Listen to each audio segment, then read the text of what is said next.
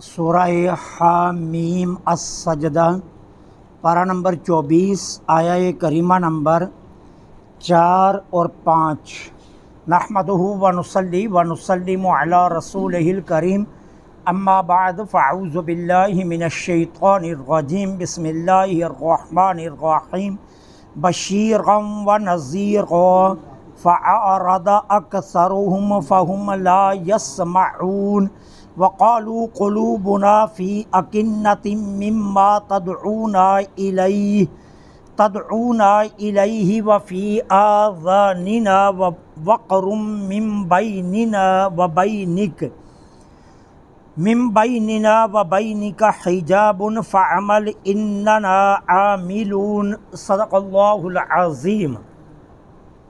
بشیرن خوشخبری دینے والا، نذیرن ڈرانے والا، فأعرض پس منہ پھیر لیا، اکثرہم اکثر نے، فہم لا یسمعون پس وہ نہیں سنتے، وقالو اور کہا انہوں نے، قلوبنا ہمارے دلوں میں، فی اکنتن حجاب ہے، مما اس کی طرف تھے، تدعونا جس کی طرف آپ ہمیں بلاتے ہیں، وفی آذاننا اور ہمارے کانوں میں، وقرن ڈاٹ ہے، ومن بیننا وبینک ہمارے اور آپ کے درمیان، حجابن ایک پردہ ہے، فعمل پس آپ اپنا عمل کیجئے، اننا عاملون ہم اپنا عمل کرتے ہیں۔ میں نے آپ کو بتایا تھا کہ اللہ تعالی عز و جل قرآن کریم کی 10 صفات کو بیان فرما رہے ہیں۔ اب ان 10 صفات میں آخری 2 صفتیں بیان کی جا رہی ہیں کہ قرآن خوشخبری دینے والا ہے۔ کن لوگوں کو؟ جو اللہ رسول کی بات کو مانتے ہیں۔ کن لوگوں کو؟ جو احکامات قرآن پر عمل کرتے ہیں، ان کو قرآن خوشخبری کس چیز کی؟ جنت کی، اور جنت کی دائمی نعمتوں کی، اور دنیا میں رب العالمین اور اس کے رسول کی رضا کی۔ یہ خوشخبری دے رہا ہے قرآن کہ اگر تم احکامات خداوندی پر عمل کرو، اطاعت رسول کرو، قرآن کے جو احکام ہیں ان پر عمل کرو، تو تمہارے لیے بشارت ہے، قرآن تمہیں خوشخبری دے گا۔ اور وہ خوشخبری کیا ہے؟ کہ دنیا میں تمہیں اللہ رسول کی رضا نصیب ہوگی،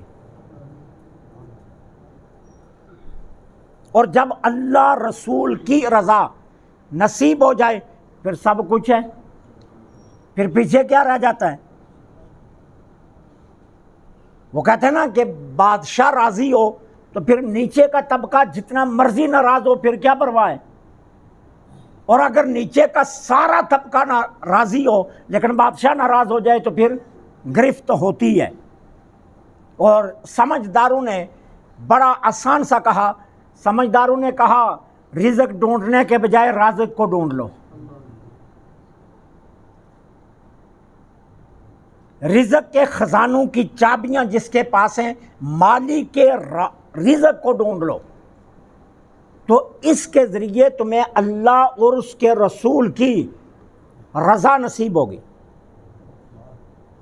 اب اگر آپ احادیث کا مطالعہ کریں تو صحابہ کرام میں سے میں کہتا ہوں 1,24,000 صحابہ میں سے 100 بھی نہیں بنتا صحابی جس نے حضور کے سے آ کر دنیا کی دعا کروائی ہو۔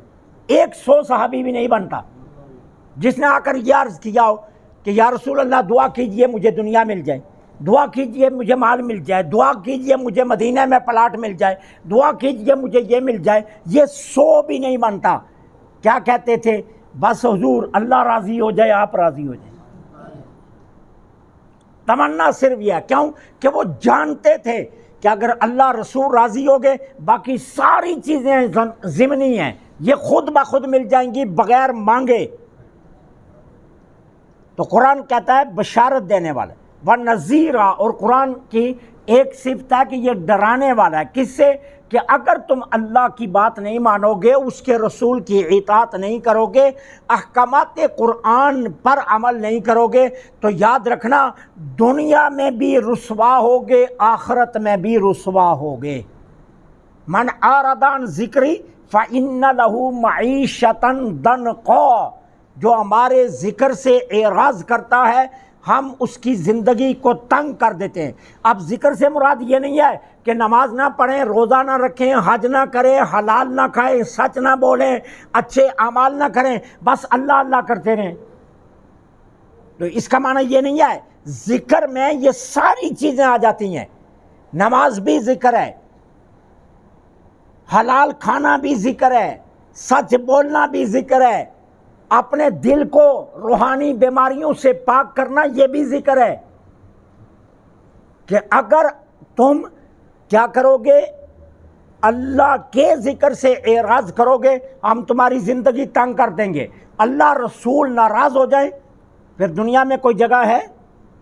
صحیح بخاری اٹھا کر دیکھو، ایک ایسا بدبخت تھا جس سے میرے آقا ناراض ہوئے اور پھر راضی نہیں ہو سکے، مر گیا، اس کی قبر کھودی گئی، لوگوں نے دفنایا، گھر آئے دیکھا تو لاش باہر پڑی ہوئی تھی، زمین نے لاش باہر پھینک دی، پھر دفنایا گیا، پھر پھینک دی گئی، قبر پختہ کی گئی، پھر قبر سے باہر آ گئی میت، اور پھر لوگوں نے کہا اس کو دفناؤ ہی مت، اسے تو زمین بھی قبول نہیں کرتی، جس سے اللہ رسول ناراض ہو جائیں۔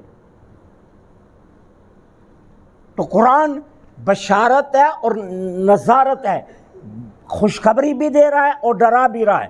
فَأَعْرَضَ أَكْثَرُهُمْ، یہ گلہ اللہ کفار سے کر رہا ہے کہ لیکن ہوا کیا ہے، اکثر لوگوں نے اس سے منہ موڑ لیا، فَهُمْ لَا يَسْمَعُونَ، وہ نہیں سن رہے، اکثر لوگوں نے منہ موڑ لیا اس قرآن سے اور وہ نہیں سن رہے۔ اگرچہ یہ گلہ کفار سے تھا لیکن آج قرآن کا یہ گلہ مسلمانوں سے بھی ہے،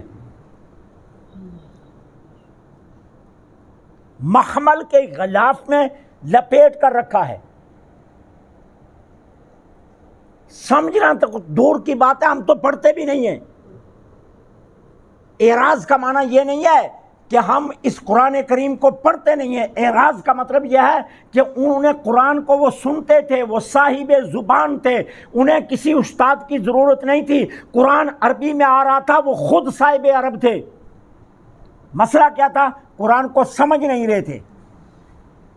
قرآن کا پڑھنا کافی نہیں، قرآن کو سمجھنا لازم ہے کہ قرآن فرما کیا رہا ہے، قرآن فرما کیا رہا ہے یہ لازم ہے۔ قرآن کو آج مسلمانوں نے بھی چھوڑ دیا ہے، غلاف میں لپیٹ کر رکھا ہے۔ زیادہ سے زیادہ کیا کرتے ہیں، گھر میں کوئی مر گیا تو سورہ یاسین پڑھ لیتے ہیں۔ اچھا، اب آہستہ آہستہ یہ بھی ختم ہوتا جا رہا ہے، اب کیا مدرسے سے بچے بلا کر وہ پڑھوا لو، اب خود کے پڑھنے کی زحمت بھی ختم ہوتی جا رہی ہے۔ سمجھنا تو دور کی بات ہے نا، پڑھتے نہیں ہیں، اور یہ گلہ اب قرآن کا مسلمانوں سے بھی ہے کہ اکثر نے اعراض کیا اور وہ نہیں سن رہے۔ اب نہیں سن رہے کیا مطلب؟ کہ قرآن کو سمجھ نہیں رہے کہ قرآن فرما کیا رہا ہے، دھیان نہیں دے رہے، توجہ نہیں کر رہے، اس کے معانی اور مطالب میں غور و فکر نہیں کر رہے۔ اور میں نے آپ کو پہلے بتایا تھا، حضرت عبداللہ بن مسعود رضی اللہ تعالیٰ عنہ فرماتے ہیں، جانے جانا صلی اللہ علیہ وسلم کی مقدس و مطہر و پاکیزہ زبان مبارک سے میں نے خود سنا، آقا فرماتے ہیں ساری رات نفل پڑھنے سے عشاء کی نماز کے بعد قرآن کی ایک آیت میں غور و فکر کرنا افضل ہے۔ آپ ساری رات نوافل پڑھیں، وہ اس کا اتنا اجر نہیں ہے جتنا عشاء کی نماز کے بعد قرآن کی ایک آیا پر غور و فکر کرنے کا ثواب ہے۔ تو یہ مسلمانوں سے بھی گلہ ہے آج۔ وقالوا قلوبنا، اور انہوں نے کہا ہمارے دلوں میں اکنہ ہے۔ اکنہ عربی زبان میں کس کو کہتے ہیں؟ یہ کنان سے بنا ہے یہ لفظ، کنان کہتے ہیں اس دبیز پردے کو کہ جو ایک طرف سے دوسری طرف دکھائی نہ دے چیز، کہ ایسا پردہ کہ اگر اس کے ایک سمت کھڑا ہوا جائے تو دوسری سمت کی چیز دکھائی نہ دے، کنان سے یہ لفظ بنا ہے، اکنہ کا لفظ اس دبیز پردے کو کہتے ہیں۔ تو انہوں نے کہا ہمارے دلوں پر پردہ ہے، جو بات آپ ہمیں سنا رہے ہیں نا، جس دین کی طرف آپ ہمیں بلا رہے ہیں، اس کے لیے ہمارے دلوں پر پردہ ہے۔ اب سوال یہ ہے وہ پردہ کس کا تھا؟ یہ تو نہیں تھا کہ دل چیر کر اس کے آگے کوئی جو ہے نا وہ مخمل کا پردہ لگا دیا گیا تھا۔ پردہ کس کا تھا؟ دنیا کی محبت کا۔ پردہ کیا تھا؟ باپ دادا کے جھوٹے دین کا۔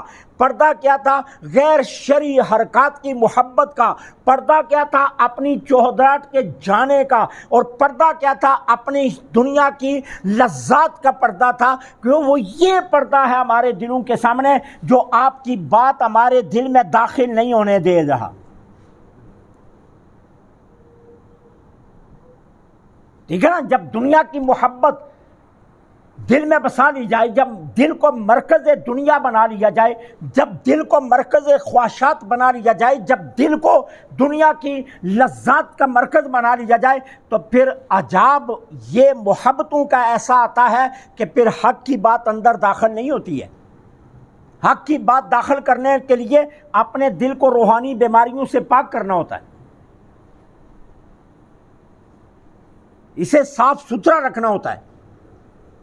یہ بھی زنگ آلود ہوتا ہے۔ میرے آقا کی حدیث سے پاک ہے، فرمایا ہر چیز کو زنگ لگتا ہے، دل کو بھی زنگ لگتا ہے۔ صحابہ نے عرض کی حضور اس کو کیسے مانجیں، اس کو صفائی کیسے کریں؟ فرمایا اللہ کے ذکر سے اور غور و فکر سے۔ اور غور و فکر کس پر کرنی ہے؟ رات کو جب بستر میں لیٹیں تو ایک لمحے کے لیے خیال کریں، ہائے ہائے اگر یہ قبر ہے تو پھر میرا کیا ہوگا۔ یہ دل کو صاف کرتا ہے۔ حضرت بایزید بسطامی کتنی بڑی شخصیت ہے، کہتے ہیں ولیوں کا جبرائیل امین حضرت بایزید بسطامی ہے۔ اولیاء کے نزدیک کہتے ہیں کہ جبریل امین ولیوں کا وہ حضرت بایزید بسطامی ہے۔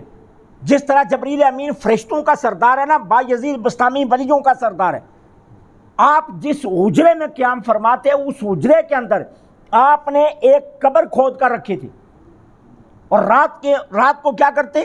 اس قبر میں لیٹ جاتے، اوپر تختہ کھینچ لیتے، اور کھینچ کر اپنا گریبان یہاں سے پکڑتے اور کہتے بایزید بتا اب یہاں تجھے کون بچائے گا، اب بتا تجھے یہاں کون بچائے گا۔ اور صاحب دلائل الخیرات شریف، جنہوں نے دلائل الخیرات شریف لکھی یہ کتاب، امام ابو عبداللہ محمد بن سلیمان الجزولی رحمۃ اللہ علیہ، کہتے ہیں جب یہ گئے نا پڑھنے کے لیے مدرسے میں تو بہت عرصہ گزر گیا تو یہ گھر نہیں آئے۔ ان کے والد گرامی ملنے کے لیے بیٹے کو گئے تو پتہ کیا چلا کہ یہ جی اپنے حجرے میں تنہا رہتے ہیں اور ہمیشہ دروازہ بند رکھتے ہیں، کسی کو اندر جانے نہیں دیتے، اور اندر اکثر رونے کی آوازیں آتی ہیں، اور کسی کو بھی اپنے کمرے میں داخل نہیں ہونے دیتے۔ والد گرامی کو شک ہوا، بچہ جوان ہے، کسی محبت میں گرفتار نہ ہو گیا ہو، یہ کیا تماشا ہے کہ اپنے کلاس فیلوں کو بھی اندر نہیں جانے دیتا اور یہ کسی کو بھی داخل نہیں ہونے دیتا۔ تو ان کو تجسس ہوا، باپ نے ضد کی میں نے تیرے کمرے میں جانا ہے۔ تو جب والد گرامی کمرے میں داخل ہوئے نا تو باپ کی چیخیں نکل گئی۔ کیا تھا؟ کمرے کی ساری دیواروں پر لکھا ہوا تھا الموت الموت الموت الموت، اور وہ اندر بیٹھ کر اس لفظ کو دیکھ دیکھ کر روتے رہتے تھے۔ امام محمد بن سلیمان الجزولی رحمۃ اللہ، یہ ہے کہ جب اپنے دلوں کو ہم لذات اور خواہشات سے پاک کریں گے تو حق کا پیغام آسانی سے دلوں تک پہنچے گا۔ وقالوا قلوبنا فی اکنہ، انہوں نے کہا ہمارے دلوں پر پردہ ہے۔ وہ پردہ تھا باپ دادا کی محبت کا، لذات دنیا کی محبت کا، وہ کسی اور چیز کا پردہ نہیں تھا۔ وفی آذاننا وقر، وقر کہتے ہیں ڈاٹ کو، ڈاٹ کس کو کہتے ہیں؟ ڈھکن کو۔ جس طرح بوتل کے اوپر ڈھکن جو لگتا ہے نا، وہ پھر کسی دوسری چیز کو بوتل میں داخل نہیں ہونے دیتا۔ انہوں نے کہا باپ دادا کی محبت، لذات دنیا کی محبت، دنیا کی رنگینیوں کی محبت اور خواہشات دنیا کی تکمیل کی محبت ہمارے کانوں میں اتنی رچ بس گئی ہے کہ اب یہ ڈھکن دنیا کانوں پر لگا ہوا ہے، اب کوئی حق کی بات اندر نہیں جا سکتی۔ وفی آذاننا وقر، ہمارے کانوں پر وقر ہے۔ ومن بیننا وبینک حجاب، ہمارے اور آپ کے درمیان ایک پردہ ہے، اور وہ پردہ کیا ہے؟ آپ روحانیت کی دنیا کے مالک ہیں اور ہم دنیا کے مالک ہیں، یہ پردہ ہے۔ فعمل، آپ اپنا عمل کیجئے، اننا عاملون، ہم اپنا عمل کرتے ہیں۔ اللہ سے دعا ہے